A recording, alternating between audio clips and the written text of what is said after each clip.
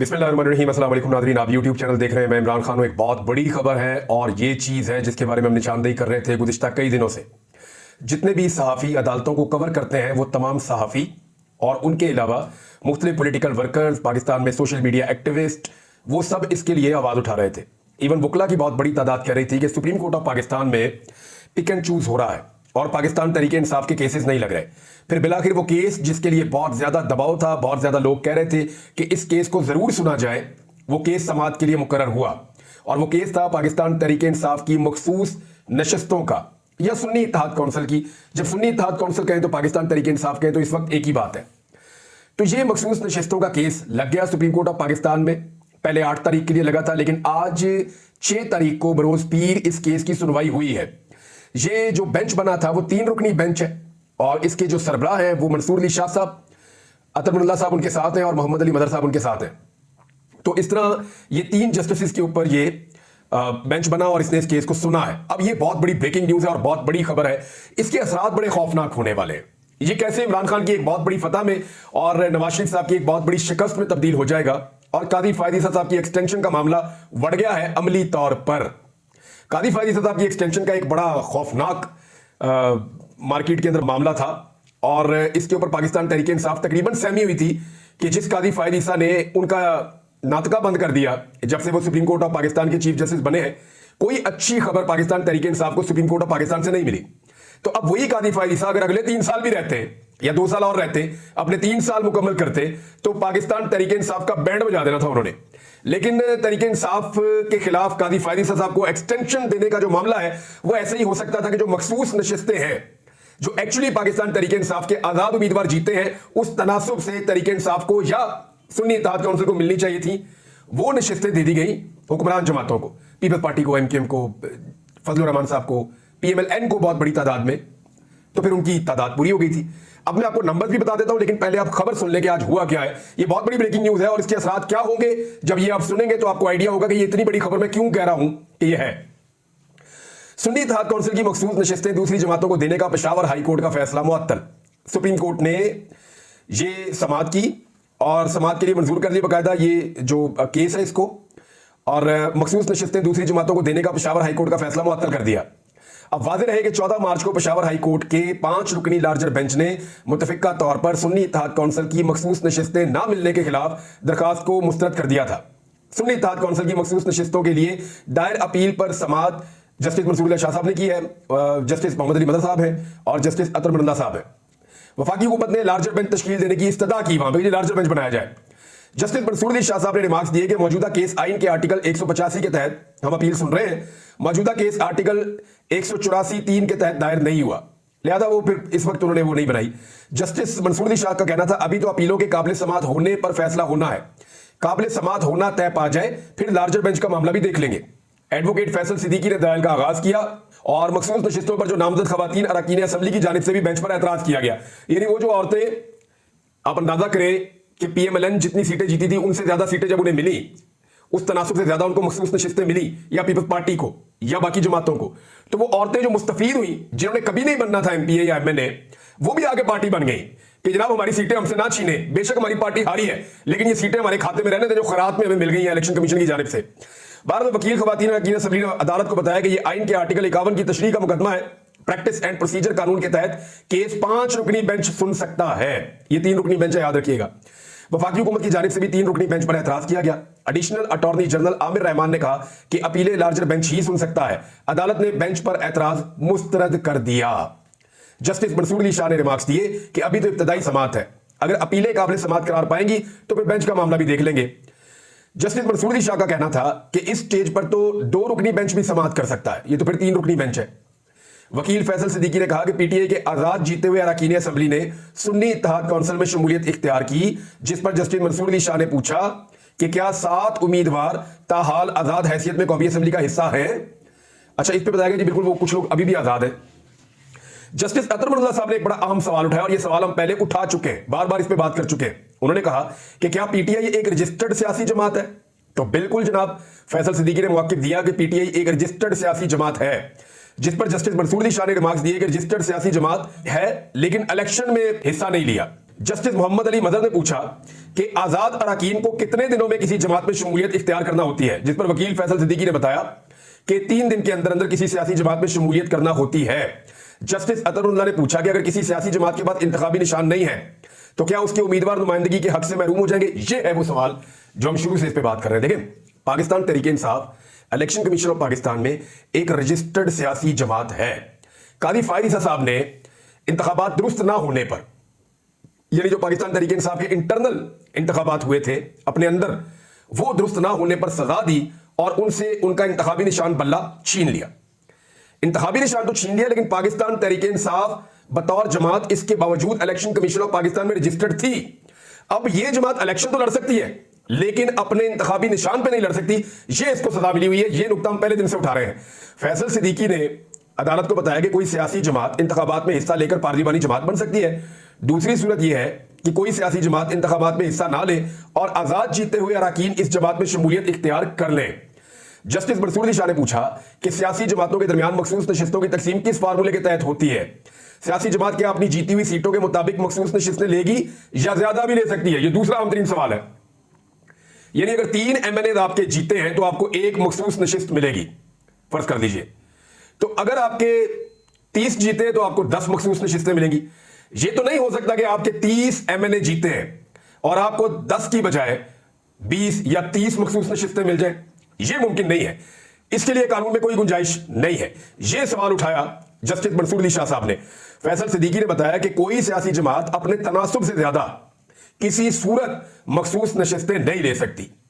Justice Mansoor Ali Shah ने remarks दिए कि हमें अवामी मैंडेट की हिफाजत करनी है। असल मसला अवामी मैंडेट का है। जस्टिस अतरुल्लाह का कहना था कि सियासी जमात को जीती हुई नशिस्तों के तनासुब से मखसूस नशिस्तें मिल सकती हैं। यह बात तो तय है। इन्होंने क्लियर कर दिया कि जो सियासी जमात जितनी सीटें जीतेगी उसको उसी तनासुब से मखसूस नशिस्तें मिलेंगी। यह नहीं हो सकता कि उसको ज्यादा दे दे, जैसा कि इलेक्शन कमीशन ऑफ पाकिस्तान ने ज्यादती की है। जस्टिस मंसूर अली शाह ने कहा कि कानून में कहां लिखा है कि बची हुई नशिस्तें उन्हीं सियासी जमातों में तकसीम की जाएंगी। हमें पब्लिक मैंडेट की हिफाजत करनी है। असल मसला पब्लिक मैंडेट का है। यानी अवाम ने मैंडेट नून लीग पीपल्स पार्टी एमपीएम के खिलाफ दिया और अवामी मैंडेट की तौहीन करते हुए जहां पे अवाम ने मैंडेट दिया वो मखसूस नशिस्तें वहां पे देने की बजाय मखसूस नशिस्तें दे दी जिनको अवाम ने रिजेक्ट किया। यह है वो मामला जो अदालत ने उठा लिया है। जस्टिस अतरुल्लाह ने पूछा कि कानून में कहां लिखा है कि इंतखाबी निशान ना मिलने पर वो सियासी जमात इलेक्शन नहीं लड़ सकती। यही वो नुकता है। मैं बार बार कह रहा था कि पीटीआई इलेक्शन लड़ सकती है, उनके पास इंतखाबी निशान नहीं है। इलेक्शन से पहले के हमारे वीलॉग उठा के देखे, मैं तब भी आपको कह रहा था कि पीटीआई इलेक्शन लड़ सकती है। सवाल ही नहीं पैदा होता कि उनको इलेक्शन लड़ने से रोका जाए, लेकिन सिर्फ उनके पास इंतखाबी निशान नहीं होगा। अब सलमान अकरम राजा ने कहा, यही सवाल लेकर इलेक्शन से कबल मैं अदालत गया था। सलमान अकरम राजा साहब ने इसके ऊपर केस भी किया था, मुझे अच्छी तरह याद है, जिस पर अख्तर ने कहा कि एक बात तो तय है, जिस जमात की जितनी नुमाइंदगी है उतनी ही मखसूस नशिस्तें मिलेंगी, उससे ज्यादा नहीं मिलेंगी। जस्टिस मंसूर अली शाह साहब ने मजीद कहा कि यह कैसे मुमकिन है कि किसी का मैंडेट किसी और को दे दिया जाए। यही वो बड़ा सवाल है। और अतरुल्लाह साहब ने कहा कि ऐसा पहली बार हुआ कि एक बड़ी सियासी जमात को इंतखाबी निशान से महरूम कर दिया गया। किसने किया? कादी फायद ईसा साहब ने किया, इलेक्शन कमीशन ने किया और उसके बाद पेशावर हाई कोर्ट ने बहाल किया कि उनका इंतखाबी निशान उन्हें दिया जाए। लेकिन फिर कादी फायद ईसा साहब ने दोबारा इंतखाबी निशान पाकिस्तान तहरीक इंसाफ से छीन लिया, जिसकी निशानदेही जस्टिस अतरुल्लाह यहां पे कर रहे हैं। जस्टिस मंसूर अली शाह ने रिमार्क्स दिए कि एक सवाल है कि क्या बांटी गई नशिस्तें दोबारा बांटी जा सकती हैं। दूसरा यह कि मखसूस नशिस्तें इसलिए बांटी गई कि हाउस पूरा हो, इसमें कहां गलती है। अटॉर्नी जनरल ने अदालत को बताया किसी उम्मीदवार ने सियासी जमात ज्वाइन नहीं की थी, जिस पर जस्टिस मंसूर अली शाह ने पूछा कि क्या आजाद उम्मीदवारों की नशिस्तें दीगर जमातों को बांटी जा सकती हैं। अब यह वो मामला है जहां पे आईन खामोश है और इस पे जज साहब ने कहा कि आईन पाकिस्तान का आगाज भी ऐसे ही होता है कि अवामी उमंगों के मुताबिक उमूर अंजाम दिए जाए। यानी जो आइन बनता है वो अवामी उमंगों के मुताबिक बनता है ना। ये तो नहीं हो सकता कि अवाम ने वोट इधर डाले हैं, मखसूस नशिस्तें आप इधर दे दें। आपने तो जो फैसला करना है वो अवामी उमंगों के मुताबिक करना है। क्या दूसरे मरले में मखसूस नशिस्तें दोबारा बांटी जा सकती हैं? अतरुल्लाह ने रिमार्क्स दिया अगर मजीद कुछ सीटें बच जाएं उनका क्या करना है। यानी ये वो सवालात हैं जो जजेस ने एक्चुअली पिन पॉइंट किया है, वो चीजें उठा ली हैं जिनके ऊपर ये मामला चलेगा। अब ये जो है सारा मामला चला गया है कि एक कमेटी के पास चला गया है सुप्रीम कोर्ट ऑफ पाकिस्तान में, और इस पे जो फैसला दिया गया था इससे पहले वो मुअत्तल हो गया है। यानी इस वक्त हुकूमत अपनी 2/3 अक्सरियत से महरूम हो गई है। हुकूमत के पास जो टोटल सीटें मौजूद थी कौमी असम्बली में, 2/3 अक्सरियत के लिए उनको 224 वोट दरकार थे। हुकूमत के पास 226 अरकान मौजूद थे, लेकिन ये अरकान जब हुकूमत के पास से निकल जाएंगे तो 2/3 अक्सरियत उनसे छिन जाएगी। बहुत बड़ी तादाद में एमएनएस की नशिस्तें उनके पास से निकल जाएंगी, अकलियती नशिस्तें भी उनके पास से निकल जाएंगी।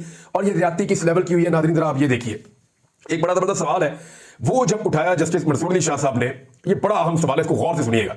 उन्होंने कहा इलेक्शन कमीशन के वकील से, मिसाल के तौर पे कुल सीटें 206 हैं और जिनमें से 200 पर आजाद अरकान जीत गए और सिर्फ 6 सियासी जमातों के पास आ गई, तो क्या आप ये कह रहे हैं कि जो 70 मखसूस नशिस्तें हैं वो 200 आजाद अरकान को नहीं मिलेगी, बल्कि जो 6 सियासी जमातें जीती हैं सीटें, 6 नशिस्तें, उन 6 नशिस्तें वालों के अंदर 70 नशिस्तें बांट दी जाएंगी?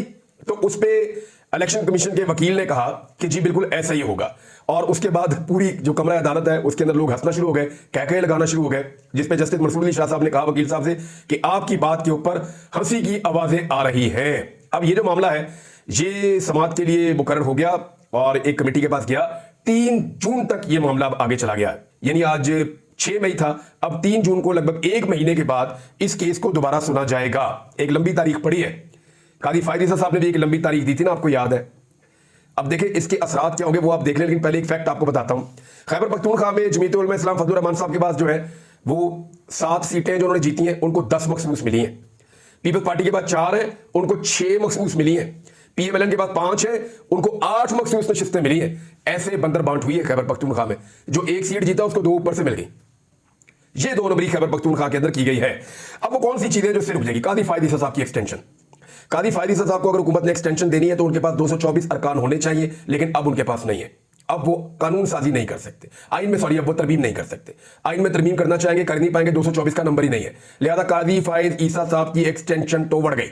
एक्सटेंशन अब नहीं हो सकती। जिन लोगों का ये ख्वाब था, ख्याल था कि कादी साहब को एक्सटेंशन लेकर देंगे, वो तो अब नहीं होगा। और ये जो लंबी तारीख है ना, वैसे कुछ लोग ये कह रहे थे कि अगर ये बेंच ये तारीखें देता रहे और कादी फायद ईसा साहब की रिटायरमेंट तक भी देता रहे तो क्या किया जा सकता है? कोई कुछ नहीं कर सकता। कादी साहब भी तो लंबी लंबी तारीखें दे रहे हैं उस केस में जहां पे जजेस ने खत लिखकर कहा कि हमारे ऊपर दबाव डाला जाता है, हमें परेशान किया जाता है, और अदलिया को दबाव से निकालने के लिए जो केस सुना जा रहा है उसकी कादी फायद ईसा साहब लंबी लंबी तारीखें दे रहे हैं। तो अगर वहां लंबी तारीखें दे सकते हैं तो यहां भी लंबी तारीखें हो सकती हैं। पहली दफा ऐसा हुआ है कि अवाम और इंसाफ मांगने वाले लंबी तारीख से नाराज नहीं बल्कि खुश हो रहे हैं। असरात देख लीजिए, सेनेट का इंतखाब जनाब इससे मुतासिर हो जाएगा। यानी सनम जावेद को, यास्मीन राशिद साहबा को थोड़ी सी सीटें उनकी कम थी, अगर पंजाब के अंदर ये सीटें चली जाती हैं पीएमएलएन से छिनकर पीटीआई के पास या सुन्नी इत्तेहाद काउंसिल के पास, तो 2 सेनेटर्स का फर्क पड़ सकता है। खैबर पख्तूनख्वा में जब इंतखाबात होंगे सेनेट के तो वहां पे भी 2 सेनेटर्स का फर्क पड़ेगा। सदारती इंतखाब के अंदर भी ये भी वोटिंग हुई थी, वहां पे भी फर्क पड़ सकता है। दूसरा, नवाज शरीफ साहब की सियासत जो है वो खराब हो जाएगी। नवाज शरीफ साहब को जितना एतमाद और एतबार कादी फायद ईसा साहब पे है उतना किसी पे नहीं है। लिहाजा नवाज शरीफ साहब का सारा इन्हिसार कादी फायद ईसा साहब और अदलिया पे था, लेकिन अब अगर कादी फायद ईसा साहब को एक्सटेंशन नहीं मिलती तो नवाज शरीफ साहब के लिए बड़ा धचका है। इमरान खान साहब को जो सबसे बड़ा खौफ था वो ये था कि कादी फायद ईसा साहब को एक्सटेंशन ना मिल जाए, उनका वो खौफ अब दूर हो सकता है इस मामले में यहां पे आके। अगर लार्जर बेंच बनता भी है तो ये मामला भी लंबा चलेगा और इसमें जो कादी फायद ईसा साहब की एक्सटेंशन का मामला है वो खटाई में ही रहेगा। पाकिस्तान तहरीक इंसाफ के लिए ये एक बड़ा रिलीफ है। कादी फायद ईसा साहब की सोच में तब्दीली आ सकती है। उसकी वजह यह है कि जब कोई आप ये सोच रहे होंगे कि मेरी नौकरी 3 साल और है, तो फिर आपकी अप्रोच कुछ और होती है। जब आपको ये पता होगा मैंने 4 महीने बाद या 5 महीने बाद घर चले जाना है, तो फिर आपकी अप्रोच काम करने की कुछ और होती है।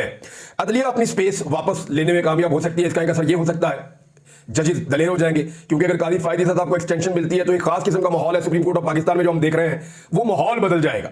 जब वो माहौल बदलेगा तो फिर जजेस के अंदर और अदलिया के अंदर स्पेस वापस लेने की ख्वाहिश जो है वो बढ़ती जाएगी। तहरीक इंसाफ की जो रियल खवातीन वर्कर्स हैं वो इस फैसले के नतीजे में असेंबलियों में पहुंच सकती हैं और बड़ा मुअस्सर एहतजाज कर सकती हैं और बड़ी जबरदस्त किस्म की वॉइस उठाई जा सकती है। हुक्मरान जमातों को डेंट पड़ने लगा है, ये सीटें उनके पास से जा रही हैं और हुकूमत गिरने में जो मामला है, यानी ये हुकूमत गिर सकती है, तो बिल्कुल यस वो गिर सकती है। अगर ये मखसूस नशिस्तें तहरीक इंसाफ को मिलती हैं, उनका नंबर बढ़ जाता है और वो अदालती ट्रिब्यूनल्स के जरिए से फॉर्म 45 के मुताबिक अपनी सीटें लेने में कामयाब हो जाते हैं मुस्तकबिल में, तो फिर वो अपने नंबर पूरे करके शहबाज शरीफ की हुकूमत को गिरा भी सकते हैं। तो इसके बड़े लंबे बड़े दूररस नताइज हैं। आने वाले दिनों में पता चलेगा कि ये मामला किस तरफ जाता है। बहरहाल 1 महीने के लिए अब ठंड ही ठंड है, मौजे करें। अब तक लेते हैं, अपना ख्याल रखिएगा, अपने चैनल का भी अल्लाह हाफ़िज़।